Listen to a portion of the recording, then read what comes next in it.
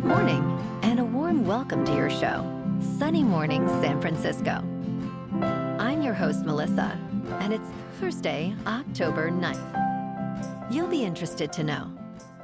129 years ago, today in 1819, the Paris Aero Club sponsored a grand ballooning race in which Count Henri de la Veuve and Count de Castillon de Saint-Victor flew from Paris to Korostyshev, Ukraine, covering over 1,153 miles in 33 hours, a remarkable feat of early aviation and human ingenuity.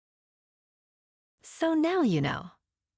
And now, it's time for the Surf Report. Thursday at Ocean Beach. This morning, it's looking fair with waves around 2 to 3 plus feet. The conditions hold steady until late morning when they bump up to 3 plus feet. Winds are sideshore at 6 miles per hour now, shifting to onshore at 9 miles per hour by noon. Expect choppy conditions as the day goes on with winds increasing through the afternoon. Best time to ride is at 8 a.m. with the 3-foot incoming low tide when the west-northwest swell is 2 feet at 13 seconds. And the sideshore wind is 5 miles per hour. The first low tide on Thursday will be 2 feet just before 7 a.m., followed by a 6.5-foot high tide at 1:15. The nearshore buoy in San Francisco Bar reads 62 degrees for the water temperature. Conditions start fair on Friday with waves at 2 to 4 feet and light winds. Saturday sees choppy surf in the 2 to 4 foot range, with increasing winds making for challenging paddling. Expect size to build on Sunday, reaching 4 to 7 feet, but conditions remain choppy throughout the day, especially in the afternoon. This morning, there's a slight chance of drizzle, and it feels like 61 degrees, with 12 mile per hour wind. The sunset will take place at 6:40, and it will rise again tomorrow at 7:14. Looking ahead in the weather.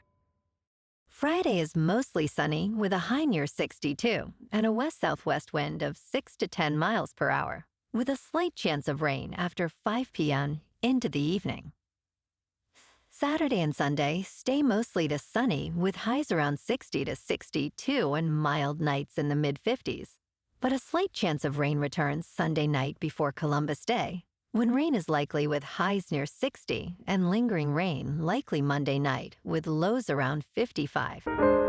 Bonjour, food enthusiasts. This podcast is brought to you by Versailles Cafe and Pastries in Encinitas. Nestled on El Camino Real South, just north of Encinitas Boulevard, this cafe is a haven for culinary delights. Indulge in their amazing Eggs Benedict or their gluten-free crepes. You can grab a panini for lunch or just breeze on through to get your morning coffee. They are open every day from 8 to 5. So stop on by and don't forget to tell them Sunny Morning sent you. In local news, Oakland Police Chief Floyd Mitchell will resign at the end of the year with his last day on December 5th. City officials announced on Wednesday. The reasons for his departure remain unclear, as he did not respond to requests for further comment. Mitchell expressed his gratitude for the community's support, stating it has been an honor to serve the Oakland community. Oakland Mayor Barbara Lee thanked him for his leadership during a critical time for our city, highlighting significant crime reductions under his tenure. Mitchell, who was appointed in March 2024, previously served as the first Black police chief in Lubbock, Texas.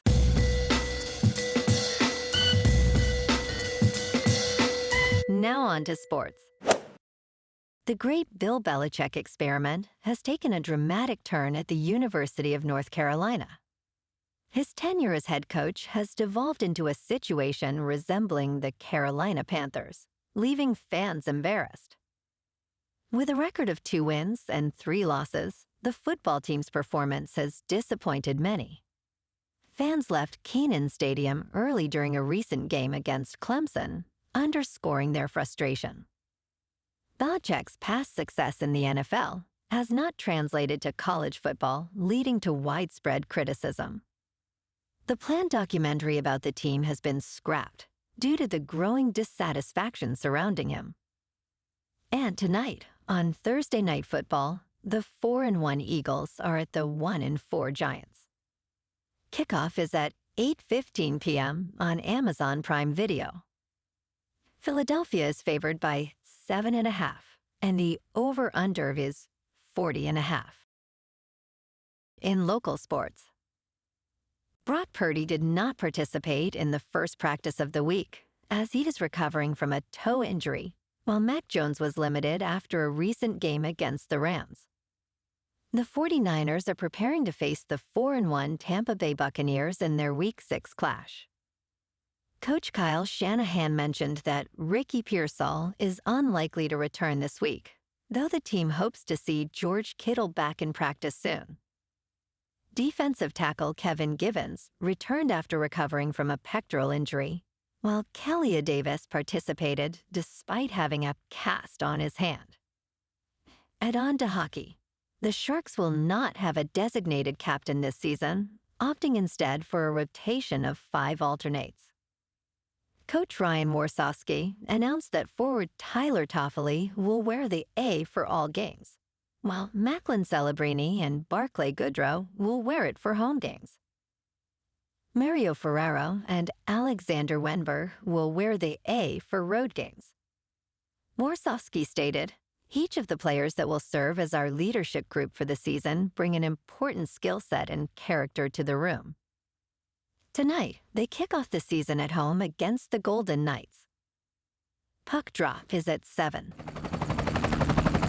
In top news, the Internal Revenue Service is furloughing nearly half of its workforce due to the ongoing government shutdown. About 34,000 IRS workers are being furloughed, while another 39,870 employees will remain on the job. This announcement comes as the federal shutdown enters its 8th day without an agreement between Republicans and Democrats on a funding deal. The IRS stated, due to the lapse in appropriations, most IRS operations are closed. Furloughed workers were informed they will receive back pay once the shutdown ends. This furlough follows mass layoffs that reduced the IRS workforce by approximately 25%. In business news, artificial intelligence is supposed to kill jobs, but instead there is a hiring and office boom. Some artificial intelligence executives have predicted significant job losses due to the technology. However, many artificial intelligence companies are hiring large numbers of human employees. This is driving a surprising resurgence in Silicon Valley's office market. Eric Simons, Chief Executive Officer of artificial intelligence startup StackBlitz, recently announced a new office lease in San Francisco. The build-out is underway, and employees are expected to move in around January. Generative artificial intelligence is reshaping the workforce while fueling new job creation that drives office demand.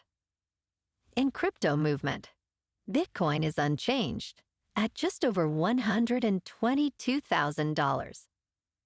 Ethereum is unchanged at about $4,500. And XRP is down 0.5% to $2.84. Moving on to a more local vibe. In our community spotlight on health and wellness, we are working with a national Pilates studio to bring you some free classes, so listen up. Check out Club Pilates, with several locations in the San Diego area. Pilates presents a comprehensive wellness approach, cultivating strength, reducing tension, and elevating mental well-being. Scientific research affirms its benefits. So now you can check out Club Pilates for a free class, with locations in Encinitas, Solana Beach, Oceanside, La Jolla, and more. Just be sure to tell them Sunny Morning sent you by. And now, back to the show. Let's talk tech. Robocalls are on the rise, with over 4.1 billion received in August alone by people in the United States. To combat this, Apple is introducing a new tool in its iOS 26 release to help users manage unknown calls. This feature allows iPhone owners to choose how to handle incoming calls, including letting them ring, sending them to voicemail, or asking the caller for more information. When using the third option, Siri will answer and gather details, displaying a status message on the lock screen. To activate this tool, users need to install iOS 26, open Settings, and select Screen Unknown Callers. And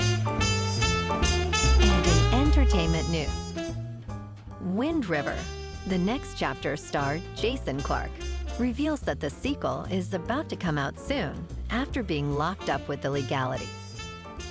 Originally released in 2017, the first Wind River movie was written and directed by Taylor Sheridan and starred Elizabeth Olsen and Jeremy Renner.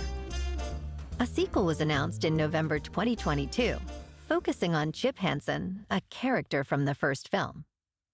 Clarke describes the sequel as extraordinary and a beautiful movie, set within the Native community. The completion and post-production phase of Wind River 2 brings hope for an imminent release date announcement. The first film grossed over $44 million on a budget of $11 million. Well, alrighty folks, it's time for the quote of the day. And today, our quote comes from the American inventor and visionary, Alexander Graham Bell. And he said, "When one door closes, another opens. But we often look so long and so regretfully upon the closed door that we do not see the one which has opened for us." And that's a wrap for this morning. You can check out our Instagram, YouTube, and TikTok for some captivating aerial videos with local news and the surf reports. Have an amazing day, my good friends. We'll see you tomorrow with another episode of Sunny Morning San Francisco.